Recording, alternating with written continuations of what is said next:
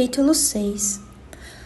Perguntas 291 a 303. Relações de simpatia e de antipatia entre os espíritos, metades eternas. 291. Além da simpatia geral, oriunda da semelhança que entre eles exista, votam-se os espíritos recíprocas afeições particulares? Do mesmo modo que os homens, sendo, porém, que mais forte é o laço que prende os espíritos uns aos outros, quando carentes de corpo material, porque então esse laço não se acha exposto às vicissitudes das paixões. 292. Alimentam ódio entre si os espíritos? Só entre os espíritos impuros há ódio, e são eles que insufluam nos homens as inimizades e as dissensões. 293. Conservarão ressentimentos um do outro no mundo dos espíritos, dois seres que foram inimigos na terra? Não, compreenderão que era estúpido o ódio que se votavam mutualmente e pueril o motivo que o inspirava. Apenas os espíritos imperfeitos conversam uma espécie de animosidade, enquanto se não purificam. Se foi unicamente o interesse material que o inimizou, nisso não pensarão mais, por pouco desmaterializados que estejam. Não havendo entre eles antipatia e tendo deixado de existir a causa de suas desavenças, aproximam-se uns dos outros com prazer. Sucede como entre dois colegiais que, chegando à idade de ponderação, reconhecem a puerilidade de suas dimensões infantis e deixam de se mal-querer.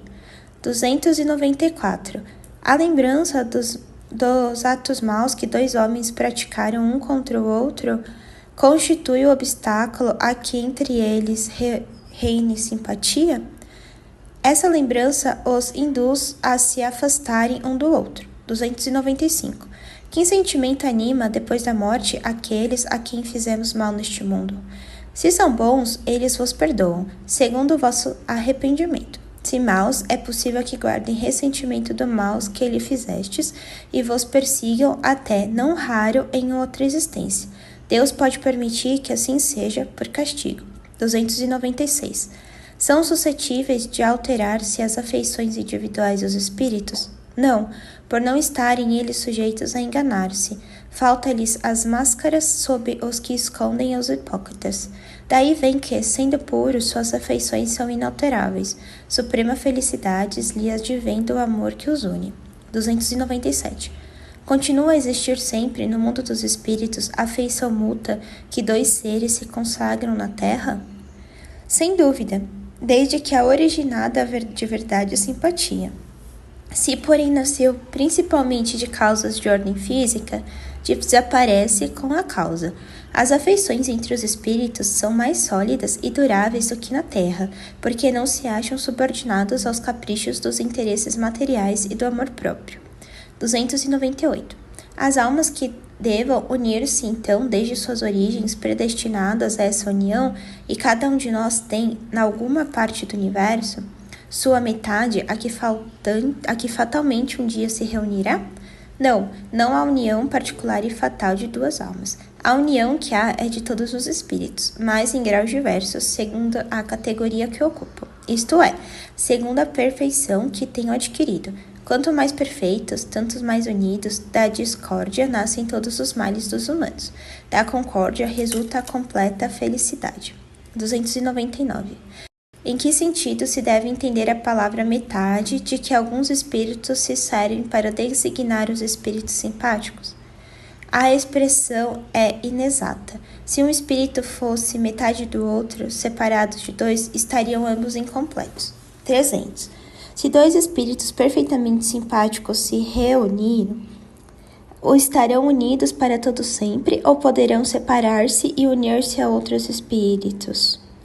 Todos os espíritos estão reciprocamente unidos. Falo dos que atingiram a perfeição.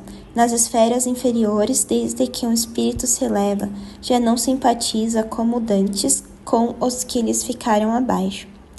301. Dois espíritos simpáticos são complemento um do outro, ou a simpatia entre eles existente é resultado da identidade perfeita.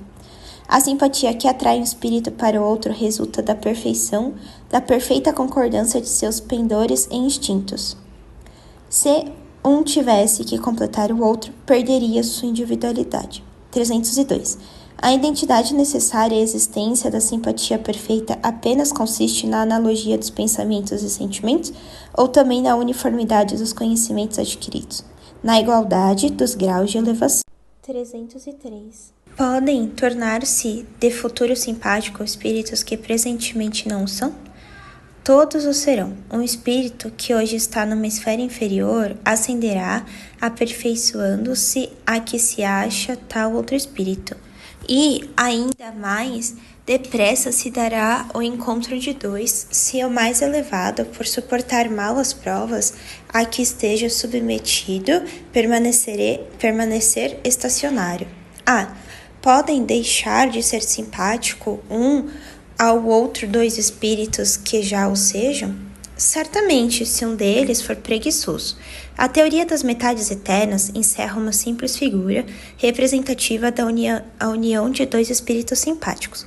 Tratam-se de uma expressão usada até na linguagem vulgar e que não se deve tomar ao pé da letra. Não pertencem, de certo, a uma ordem elevada aos espíritos que a impregnaram, necessariamente limitando, sendo o campo de suas ideias, exprimiram seus pensamentos com os termos em que se teriam utilizado na vida corporal. Não se deve, pois, aceitar a ideia de que, criados um para o outro, dois espíritos tenham fatalmente que se unir um dia na eternidade, depois de haverem estado separados por tempo mais ou menos longo.